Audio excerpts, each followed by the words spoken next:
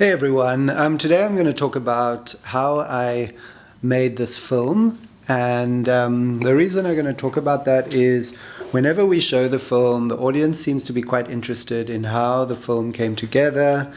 They ask questions about where the money came from, or how it started, and I just realized this can be interesting for some people, especially when you're finding it challenging how to get a project together.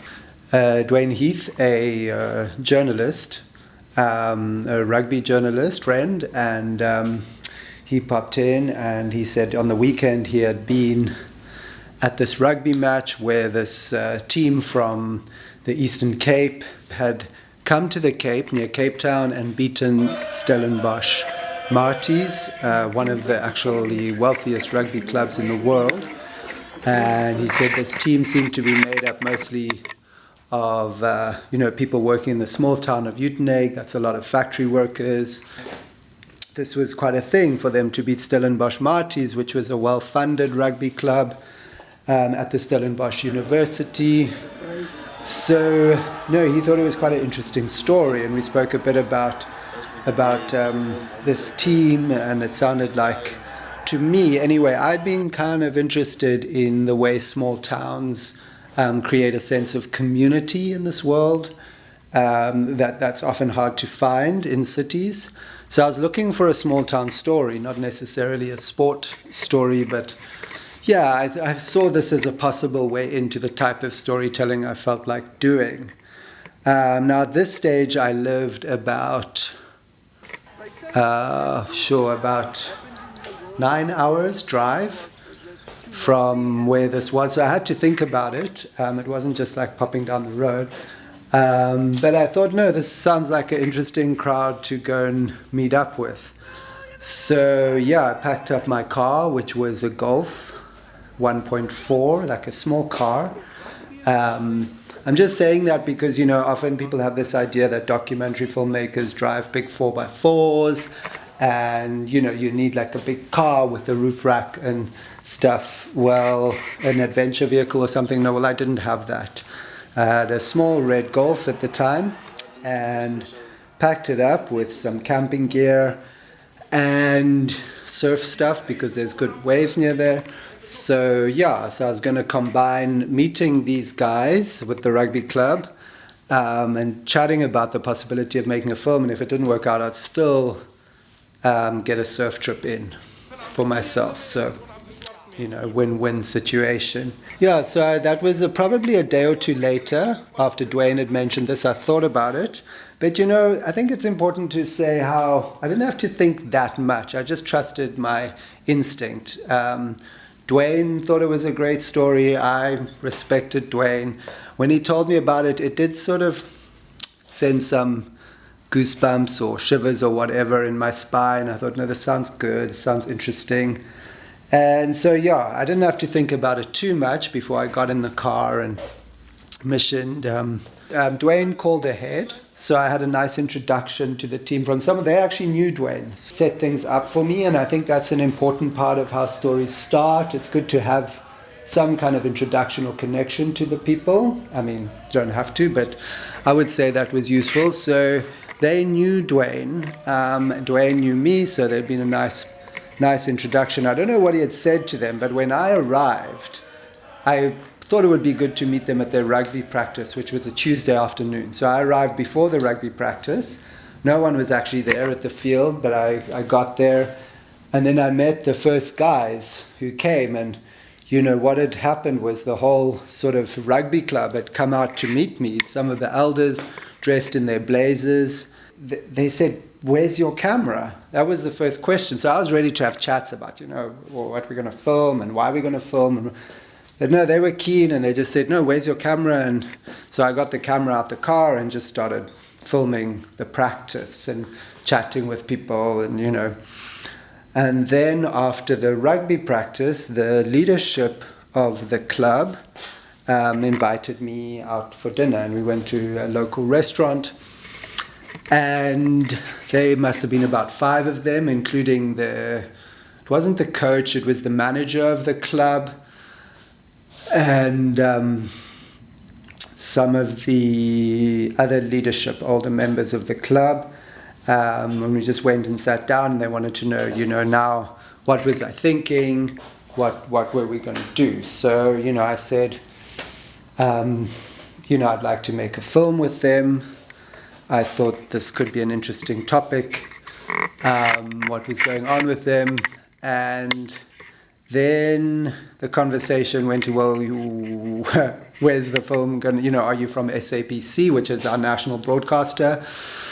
Are you from ETV, which is a private broadcaster? And I said, no, and they said, oh, do you have relationships with them, though? I was like, no, I didn't have any type of relationship with these broadcasters. I'd done some work for Al Jazeera, and I'd sort of been involved with some international broadcasters at that stage, but I had no relationship to these South African broadcasters. So, I essentially had no screening possibility for the film at that stage. And I said, no, I think we're just going to make a film. Let's just make a film, and then I can try and, sell the film to someone or other who's going to screen it. Clearly, I hadn't thought that far, right? And I think it was good to be honest about that, and good for them to sort of see the limits of my planning. But at the end of the meal, it was decided, no, I should stick around and make a film for as long as, I wanted, and be involved. So through that process, pitching up and having dinner with everyone, I got access, if you like. I now was sort of invited by the club to be involved. So I just started coming to the practices, filming, and then at the practices I met some of the characters, and they started inviting me to their house and inviting me to various braais and get-togethers. So this thus began a kind of work in progress, if you like. And I guess that was a few weeks of filming to get an initial sense of this club, this team, this space. And from that experience, I crafted I think probably about a 10-minute teaser or something. And let's just pause there to see how I financed this process. Because at this point, I did not have any financing for this project specifically. So I'd driven up there, and I paid for that myself. I also had some accommodation up there. I think it was a B&B I was staying in. And I stayed there on my own budget. So I was paying for myself, my own accommodation, paying for my own lift up there. So I must have incurred some costs. Oh yes, again, I was using a broadcast camera. So I was already shooting with broadcast level camera equipment and audio equipment. At that stage, I was just using a big mic attached to the top of the camera, which was, sort of run and gun news type broadcasting. But the camera itself was broadcast quality at that time. Now it's important to say how I had this camera. I was shooting videos for corporates and governments and NGOs. So I had money coming in through that, and that work had also funded the purchase of this rather expensive broadcast level camera. So I wasn't paying for the gear because I already owned it. I had to pay for accommodation, and I had to pay for my fuel in my car to get there. And then I had some car troubles up there, but those guys worked, a lot of them were working in the auto industry, so they could actually help me with my car troubles. And that also just extends the relationship when you're vulnerable to letting people assist you in whatever happens. It's good for relationship building. So now I've got this. From that amount of footage, I cut something like a 5-minute teaser. And now is a good time to start actually looking for some serious finance. So, I shared the media with quite a lot of people at that time. I submitted an application to the National Film Fund for development funding. I made quite a few applications to various film funds.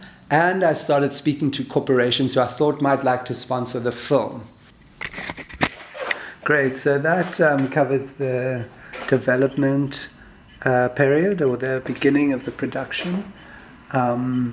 Let's stop there, and in another later video we can pick up on the post-production phase and the distribution phase of the work.